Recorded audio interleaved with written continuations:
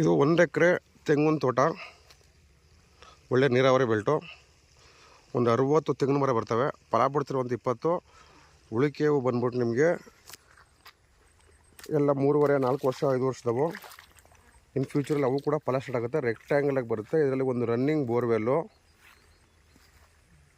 ಇದಕ್ಕೆ ಈ ಥರ 20 ಅಡಿ ರೋಡು ತೋರಿಸ್ತೀನಿ. ರೋಡು ಒಂದು ರನ್ನಿಂಗ್ ಬೋರ್ವೆಲ್ ಇದೆ. ಓನ್ ಟಿ ಸಿ ಏನಿಲ್ಲ, ಶೇರಿಂಗ್ ಬೇಸಿಸ್ ಟಿ ಸಿ. ಒಳ್ಳೆ ನೀರಾವರಿ belt, Maddur taluk.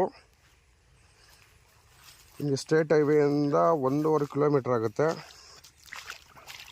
General property ನೋಡಿ. ಈಗ ಚಾನಲ್ ನೀರು ಬಿಟ್ಟರೆ ನೀರು ಹಿಂಗೆ ಹರ್ಕೋಯ್ತಾ ಇರ್ತದೆ.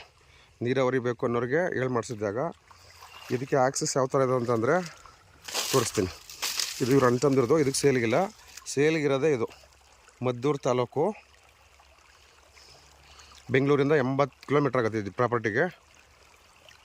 ವರ್ಷ ಪೂರ್ತಿ ನೀರಾವರಿ ನೋಡಿ. ಬೇಸಿಗೆನಲ್ಲೂ ಈ ಥರ ನೀರು ಬರ್ತದೆ ಅಂತಂದರೆ ನೀರಾವರಿ ಯಾವ ಥರ ಇರ್ಬೋದು ಅಂತ ಇಮ್ಯಾಜಿನ್ ಮಾಡ್ಕೊಳ್ಳಿ. ಫಲ ಬಿಡ್ತಿರುವಂಥ ಮರಗಳು.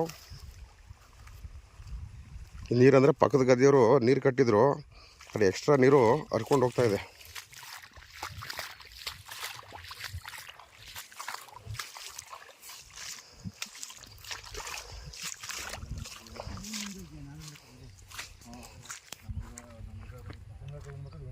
ಇದು ಈ ಥರ ಚಾನಲ್ ರೋಡು. ಅಲ್ಲೊಂದು ಕಡೆ ಲೋಕಲ್ ಸ್ಟೇಟ್ ಹೈವೇ ಸುತ್ತಲೂ ನೋಡ್ಬೋದು ನೀವು. ಇದೆಲ್ಲ ನೀರಾವರಿ ಬೆಲ್ಟ್. ಅಕ್ಕಪಕ್ಕ ಎಲ್ಲ ನೋಡಿದ್ರೆ ಗೊತ್ತಾಗುತ್ತೆ ನಿಮಗಿದು ನೀರಾವರಿ ಯಾವ ಥರ ಅಂತೇಳಿ. ಅಲ್ಲಿ ಸ್ಟೇಟ್ ಹೈವೇಲಿ ಹೋಗೋ ವೆಹಿಕಲ್ ಸೌಂಡ್ ನಿಮ್ಗೆ ಕೇಳಿಸುತ್ತೆ.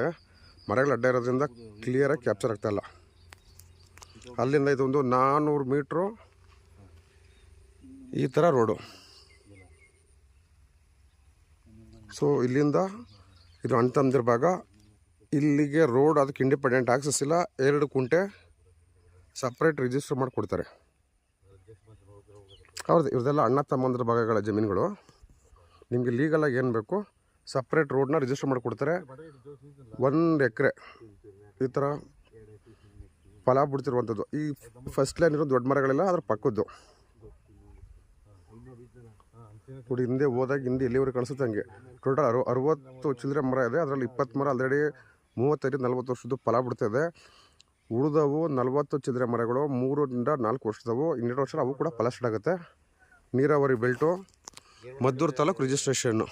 ಒಳ್ಳೆ ಬೆಸ್ಟ್ ಪ್ರೈಸು. ಜನರಲ್ ಗೌಡ್ರ ಪ್ರಾಪರ್ಟಿ. ಈ ಥರ ಸುತ್ತಲೂ ನೋಡ್ಬೋದು. ಈ ಥರ ತೆಂಗಿನ ತೋಟಗಳು ಇರೋದನ್ನ ಗೊತ್ತಾಗುತ್ತೆ ನಿಮಗೆ ನೀರು ಹೆಂಗಿದೆ ಅಂತೇಳಿ.